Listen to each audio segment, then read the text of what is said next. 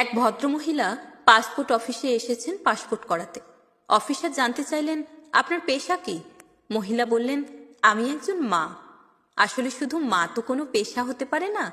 যাক, আমি লিখে দিচ্ছি আপনি একজন গৃহিণী। মহিলা খুব খুশি হলেন। পাসপোর্টের কাজ কোনো ঝামেলা ছাড়াই শেষ হলো। মহিলা সন্তানের চিকিৎসা নিতে বিদেশে গেলেন। সন্তান সুস্থ হয়ে দেশে ফিরে আসলো। অনেকদিন পর মহিলা দেখলেন পাসপোর্টটা নবায়ন করা দরকার, যে কোনো সময় কাজে লাগতে পারে। আবার পাসপোর্ট অফিসে আসলেন। দেখেন আগের সেই অফিসার নেই। খুব ভারী কি দাম্ভিক রুক্ষ মেজাজের এক লোক বসে আছেন।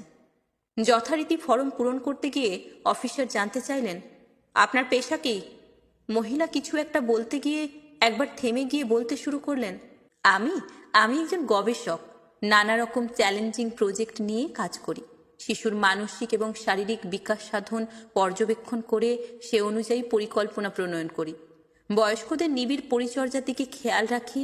সুস্থ পরিবার ও সমাজ বিনির্মাণে নিরলস শ্রম দিয়ে রাষ্ট্রের কাঠামোগত ভিত মজবুত করি।